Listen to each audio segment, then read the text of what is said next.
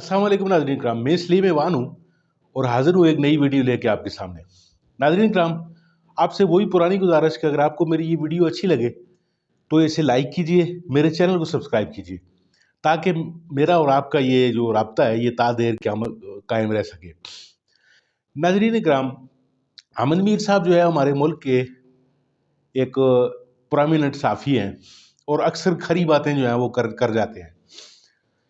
एक वीडियो उनकी नज़र से गुजरी है, आप ये वीडियो देखिए, इसके बाद फिर इस पे बात करते हैं। अभी हमारे एक बहुत ही मोहतरम साथी ने यहाँ पे कहा कि कम से कम गौरी मिसाइल का रुख ही इसराइल की तरफ कर दो। भाई आपको पता होना चाहिए कि गौरी मिसाइल का रुख इसराइल की तरफ करने की कोशिश की थी एक आदमी ने, उसका नाम था डॉक्टर अब्दुल कदीर खान। और ये जो बात मैं आपको बताने लगा हूँ ये खुद मुझे डॉक्टर अब्दुल कदीर खान साहब ने बताई। मैंने उनसे पूछा कि ये डॉक्टर साहब ये परवेज़ मुशर्रफ के साथ क्या मसला है आपका, आप तो हमारे कौमी हीरो हैं। तो उन्होंने उसको एक बहुत नाकाबिले बयान किस्म की गाली दी और कहा कि मैंने जब गौरी मिसाइल की रेंज जो है वो 5000 किलोमीटर करने की कोशिश शुरू की और प्रोजेक्ट के लिए जब मैंने उनसे फंड्स मांगे तो उन्होंने कहा अच्छा इसका मतलब है तुम इसराइल को टारगेट करना चाहते हो, तो हमारा तो दुश्मन इंडिया है, तो ये 1500 या ज़्यादा से ज़्यादा 2000 किलोमीटर से आगे तुम नहीं जा सकते। तो हुजूर बात तो करना बड़ा आसान है कि गौरी मिसाइल का रुख इसराइल की तरफ कर दो, लेकिन जिसने करने की कोशिश की उसको तो आपने इबरत की मिसाल बना दिया। ये बात मैं इसलिए कर रहा हूँ यहाँ पे कि इस वक्त भी मौलाना फजलुर रहमान साहब और सिराजुल हक साहब को पता है कि इस वक्त भी पाकिस्तान में वो लोग मौजूद हैं कि जो ऊपर से तो मजम्मत कर रहे हैं इसराइली बमबारी की, लेकिन अंदर से उनका दिल जो है वो कहीं और है।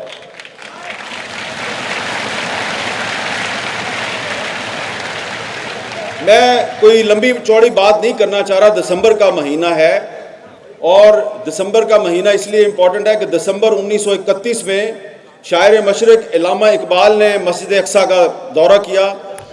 मुफ्ती आज़म फ़लस्तीन मुफ्ती अमीनुल हुसैन की दावत पर उन्होंने वहाँ पे ख़िताब किया था मस्जिद अक्सा में, और फिर बार बार वो एक ही बात कहते रहे अपने साथियों को, मुस्लिम लीग के साथियों को भी और आलम इस्लाम के हुक्मरानों को भी ये कहते रहे कि कभी अमेरिका और बरतानिया पे एतमाद ना करना। और ख़ास तौर पे उन्होंने मुसलमानों से कहा कि फ़लस्तीन के बारे में जो अरब बादशाह हैं इनके ऊपर कभी एतबार ना करना, ये आपके जो मुफादात हैं उनका तहफ़्फ़ुज़ करने के काबिल नहीं है। और ये बात आज सही सच साबित हो रही है।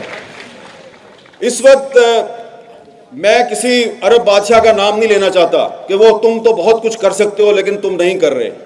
हम बहुत से अरब बादशाहों के नाम ले सकते हैं जो सिर्फ ज़ुबानी बयानात तो जारी कर रहे हैं लेकिन अमली तौर पे उन्होंने कोई मदद नहीं की फ़लस्तीनियों की।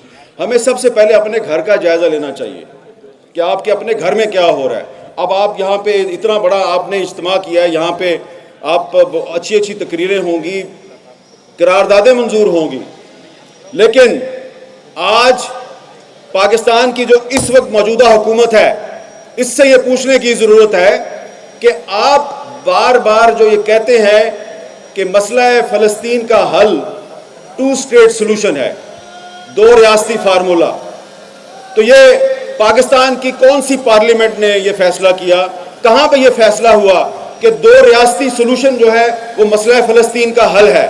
और क्या ये हमारे निगरान वज़ीर आज़म साहब जिन्होंने 2 स्टेट सोल्यूशन की बात सबसे पहले की, मतलब पता है आपको 2 स्टेट सोल्यूशन का मतलब क्या है? मतलब ये है कि 2 स्टेट सोल्यूशन का मतलब ये है कि जी आप इसराइल का जो वजूद है उसको तस्लीम कर लें और इसराइल को भी तस्लीम कर लें, और ये जो गज़ा और दरियाए उर्दन का जो मगरबी किनारा है इस तरफ जो फ़लस्तीन है यहाँ पे एक फ़लस्तीनी रियासत कायम कर दें। तो ये 2 स्टेट सोल्यूशन है। अब मैं इस 2 स्टेट सोल्यूशन को क्यों मुस्तरद करता हूँ, मैं इसके क्यों ख़िलाफ़ हूँ? पहली बात तो यह है कि पाकिस्तान इसराइल को तस्लीम नहीं करता। माज़रत के साथ अपनी गुफ्तगू का आगाज़ जानवरों से करूँगा। आपने देखा होगा कि किसी जंगल में या पहाड़ी इलाके में अगर किसी बंदर पे कोई मुश्किल वक्त आ जाए या कोई इंसान बंदर को मार दे या कोई बंदर जो है ये मार्गला रोड पे किसी गाड़ी के नीचे आ जाए तो सारे बंदर इकट्ठे हो जाते हैं। ایک کتا کسی گلی میں بھونکے تو تمام شہر کے کتے جو ہیں جن تک اس کتے کی آواز پہنچتی ہے وہ بھی بھونکنا شروع کر دیتے ہیں. ایک کوا آپ مار دیں، دیہاتی علاقوں میں کسان اگر ایک کوا مار دیں تو تمام کوے جو ہیں وہ کائیں کائیں کرتے ہوئے اس کسان کی جان کو عذاب میں ڈال دیتے ہیں. لیکن آپ دیکھیں کہ 2 مہینے سے فلسطینیوں کو مار پڑ رہی ہے، ان کو شہید کیا جا رہا ہے، ان کے ہزاروں بچے جو ہیں ان کو شہید کر دیا گیا ہے، تو ان تک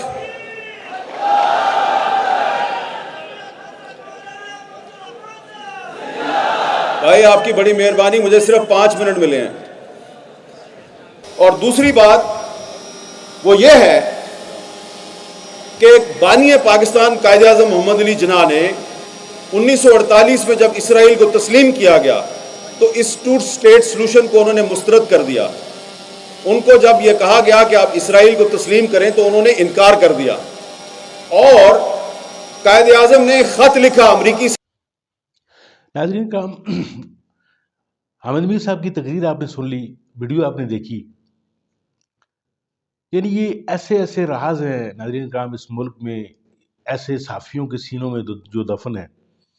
جیسا کہ حامد میر صاحب نے ابھی اپنی تقریر میں فرمایا کہ ڈاکٹر A.Q. خان کے ساتھ ان کی جو بات چیت ہوئی، پھر انہوں نے کس طریقے سے جو ہے یہ ان لوگوں کے جو راز افشا کیے کہ کون لوگ جو ہیں وہ فلسطین کے جو ایشو کو جو ہے یا اسرائیل کو تسلیم کرنے کے در پہ ہیں.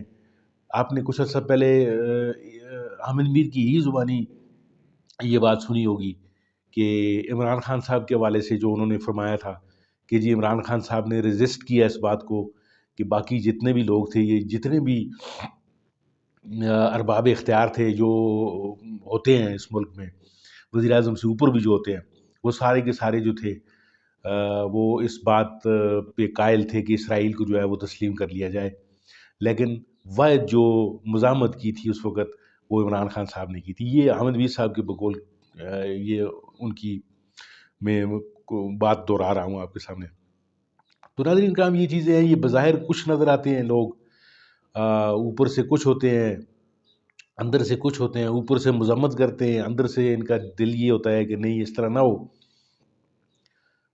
تو جیسا کہ حامد میر صاحب نے اپنی تقریر میں کہا کہ قائد اعظم نے جو ہے 1948 میں ہی وہ خط جو لکھا تھا امریکی صدر کو، اس میں یہ کہا تھا کہ یہ اسرائیل کے ساتھ جو ہے وہ جو ان کی مدد کر رہے ہیں یہ امریکی، یہ مدد نہ کریں. اور ناظرین کرام جیسا کہ آپ نے قرآن کی آیت سے یہ، اب قرآن تو معاذ اللہ قرآن میں تو ہر چیز سچ ہے، تو قرآن میں جو چیزیں لکھی ہوئی ہیں وہ تو یہ لکھا ہوا ہے کہ یہود و نصارہ کو اپنا دوست نہ بناؤ.